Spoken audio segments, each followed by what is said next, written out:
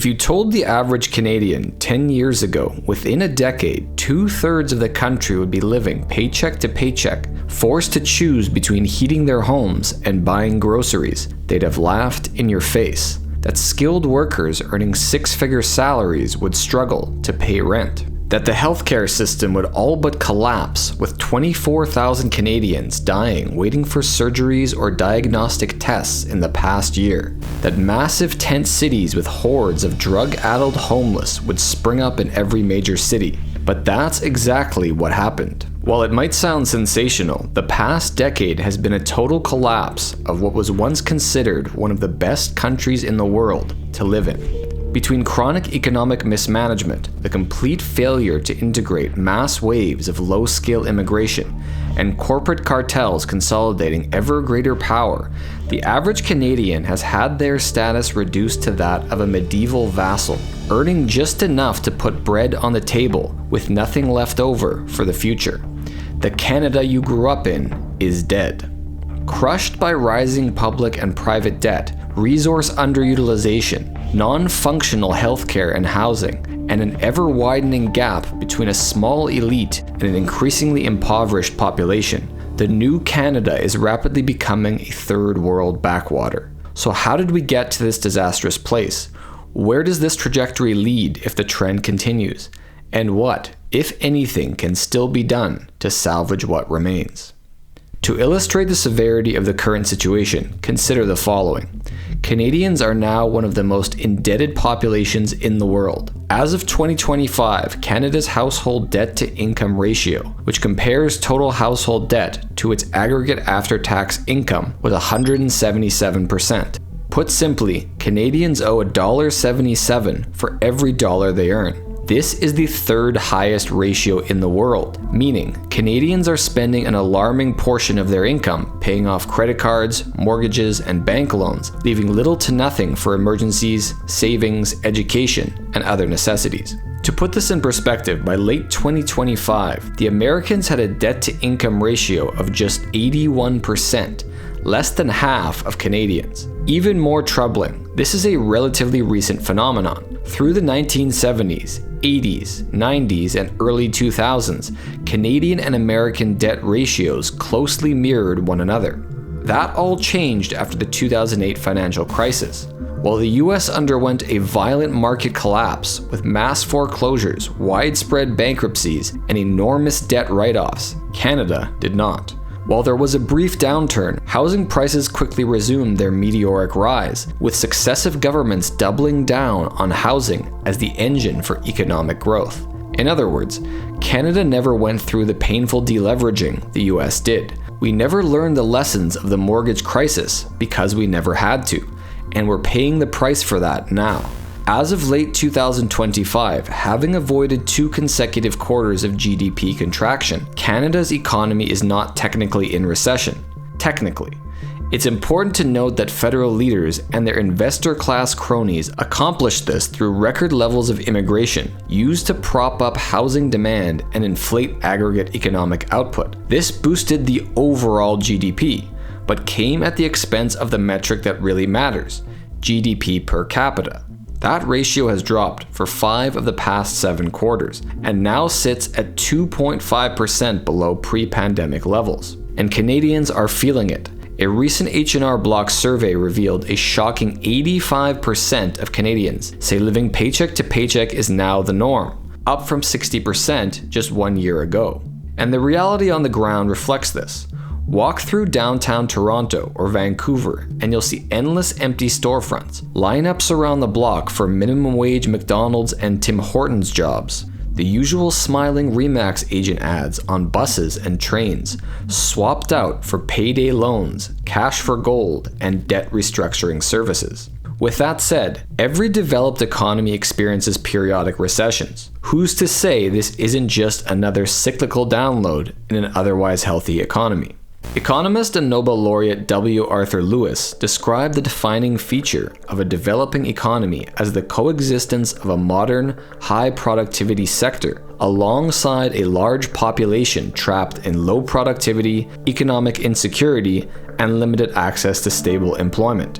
It's becoming increasingly difficult to argue that Canada doesn't fit this description. According to a 2024 Food Banks Canada report, roughly 10 million Canadians, about 1/4 of the population, are now living in poverty, unable to afford essentials like heating their homes, internet access, adequate daily protein, new clothes, or dental care. For context, in 2024, Mexico's poverty rate was 29.6%, Brazil's was 23.1%, and Moldova's was 27.5%. All countries widely classified as third world or developing economies, if you prefer. Food bank usage further underscores this trend.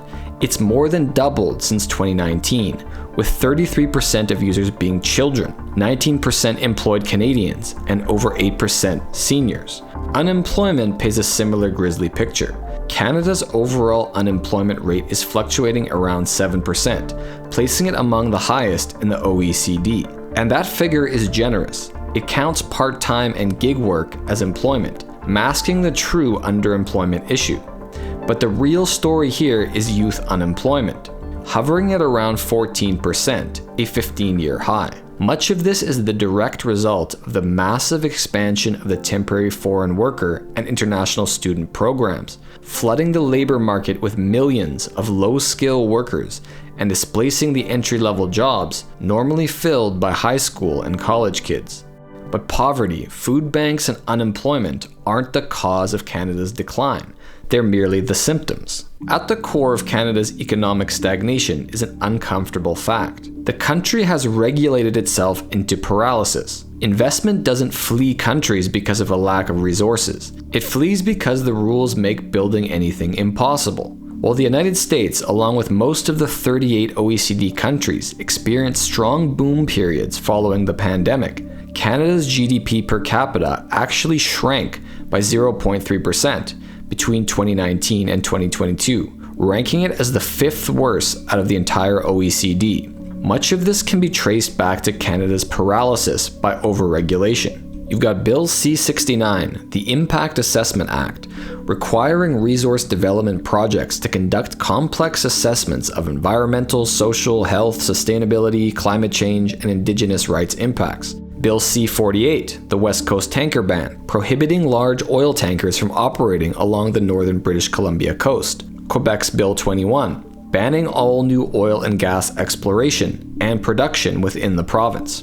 This regulatory minefield makes project approval in Canada dramatically slower and more uncertain than in other countries, paralyzing energy development. To give you an idea of what this does, here are just a few of the major oil and gas projects cancelled over the past decade. Energy East, worth $15.7 billion, a proposed pipeline to transport crude oil from Alberta to New Brunswick, cancelled in 2017 due to regulatory delays and significant opposition in Quebec. Northern Gateway, worth $7.9 billion, an Enbridge project to move oil from Alberta to the BC coast. Its permits were revoked by the federal government in 2016 following concerns over spills and Indigenous rights. Tech Frontier Oil Sands, $20.6 billion, a massive bitumen mining project in northern Alberta, scrapped by Teck Resources in 2020, citing unresolved federal environmental policies. In total, the cumulative value of all scrapped resource projects since 2015 is an eye-watering $670 billion. Had these projects succeeded, conservative estimates suggest they would have added over $1 trillion to GDP, created 400,000 to 600,000 highly paying skilled jobs, and generated enough tax revenue to eliminate the federal deficit for much of the period. It's as if Canada is an energy superpower that wants to put itself out of business. You can either develop your energy resources to achieve widespread economic prosperity, or you could be a preening, preachy, moral do-gooder lecturing the world about climate change, carbon neutrality, and net zero. But you can't do both. Canada's web of provincial rules, standards, and permitting requirements is so complex that it functions like a system of internal trade barriers. According to the IMF, these barriers impose the equivalent of a 21% internal tariff on goods and services moving within the country. No other developing economy tolerates such an inefficient internal market. Further evidence that Canada's economic decline is no accident. It's the result of pure incompetence. This leads us to the next defining feature of a third world nation: healthcare. Healthcare systems in developing economies are characterized by limited infrastructure and funding, skilled personnel shortages, unequal access and quality, and the dual burden of disease. Canadian healthcare fits this characterization to a T. While plenty of money is spent on healthcare, the system remains inadequate, obsolete, and painstakingly slow. The nation has one of the lowest numbers of hospital beds per capita among countries with universal healthcare, ranking 25th out of 30 in hospital beds per 1,000 people. Resultingly, severely ill patients languishing in hospital hallways have become commonplace across the nation, something unimaginable just a couple of decades ago. When it comes to skilled personnel, Canada ranked 27th out of 30 countries for physicians per 1,000 people. It should come as no surprise then that roughly 1 in 5 Canadians has no access to a family doctor or nurse practitioner. Wait times are horrendous and getting worse. For critical procedures, including orthopedic and neurosurgery, wait times stretch well beyond a year. In 2025, Canadian patients waited an average of 28.6 weeks between referral by a general practitioner to treatment by a specialist. Those who can afford it simply pay out of pocket, often by traveling abroad or through private clinics. And what could be more third world than a two-tier system where the rich pay for prompt quality healthcare, while the poor languish in purgatory waiting for a crumb of state-sponsored healthcare? To make matters worse, Canada, despite its pitifully ranked system, is one of the highest spenders on healthcare among nations with universal healthcare, both as a share of GDP and on a per capita basis. In other words, Canadians are paying top-shelf prices for bottom-tier results. This brings us to the next fundamental driver of Canada's economic decline: the rampant consolidation of corporate cartels controlling huge swaths of the economy. You've got a telecom cartel, a grocery cartel, a banking cartel, a news media cartel, an airline cartel, a petroleum cartel, a dairy, egg, and poultry cartel, and, being Canada, even a maple syrup cartel. Combined, these entrenched oligopolies cost consumers tens of billions of dollars a year, with estimates putting the annual excess cost per household between $1,300 and $2,300. These markets operate much like OPEC does for oil, controlling supply and distribution and erecting barriers to keep new competitors out of the market. Take the grocery market, for example. While it may not seem like it, given the bevy of different supermarket chains nationwide, the entire market is controlled by 5 players: Loblaws, Sobeys, Metro, Walmart, and Costco, together accounting for 80% of national market share, often through dozens of subsidiaries. Even superficially independent ethnic grocers like Asian supermarket T&T or the Lebanese Marché Adonis have been quietly bought out by the big players. This creates a perfect environment for collusion, which, surprisingly enough, was investigated and prosecuted by authorities in 2017. They discovered that over a 16-year period, the major grocery chains worked together to fix bread prices, causing bread prices to rise at twice the rate of overall food inflation during that period. Estimates put the cost to consumers at over $5 billion, but the penalty imposed on the retailers has been just $500 million, a mere drop in the bucket. And this is just the one rare case that was ever investigated. More often than not, these backroom deals go completely unseen, further rigging the game against the average Canadian. In some sectors, this arrangement is not merely tolerated by government, it is explicitly sanctioned. Take the Soviet-style supply management system for dairy, poultry, and eggs. This system sets production quotas, fixes prices well above global levels, and blocks foreign imports through massive tariffs. The result is predictable.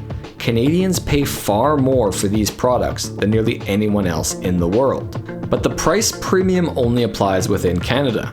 The nation still exports plenty of dairy, eggs, and poultry, but when exported, these products must compete at global market prices. So, if you wander into a Kroger across the border, that same block of Canadian butter will cost you $3 instead of the $6 US you pay at Loblaws. The sucker price is reserved for you, the Canadian, because there's no way other countries would put up with being ripped off like that. These cartels operate legally, although no one ever voted for them. So, the political horse trading, backroom deals, and implicit collusion aren't considered corruption. However, it's effectively the same system you'd see in corruption-ridden countries like Mexico or Brazil, just nice, clean, and legal. Finally, perhaps the most troubling sign of Canada's new normal is the absolute explosion in homelessness. Just a few years ago, seeing tents pitched in parks or vacant lots was a rarity. Today, entire shanty towns seem to have popped up overnight. And with homelessness comes theft, assault, rampant drug use, filth, disease, and despair, all of which spreads into the surrounding community. The official homeless population has doubled over the past 6 years, with nearly 60,000 experiencing homelessness on any given night. But that figure drastically understates the reality.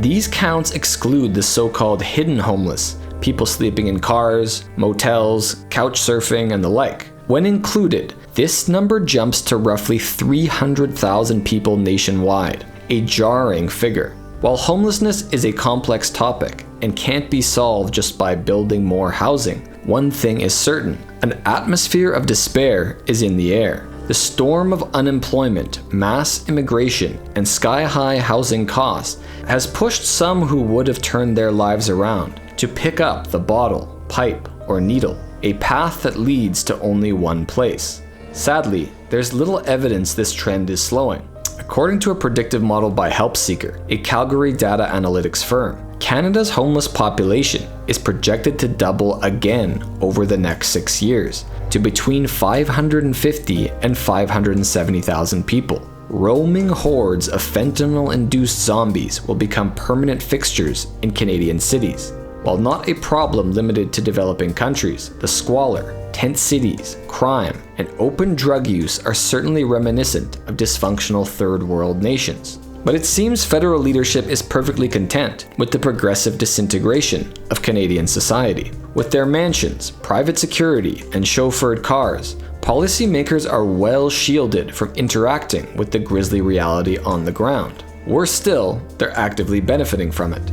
Canada is rapidly becoming a K-shaped economy, where a small cadre of asset owners prosper from rising prices, while lower and middle-income Canadians suffer under debt, inflation, and stagnant wages. You can guess which group government elites belong to.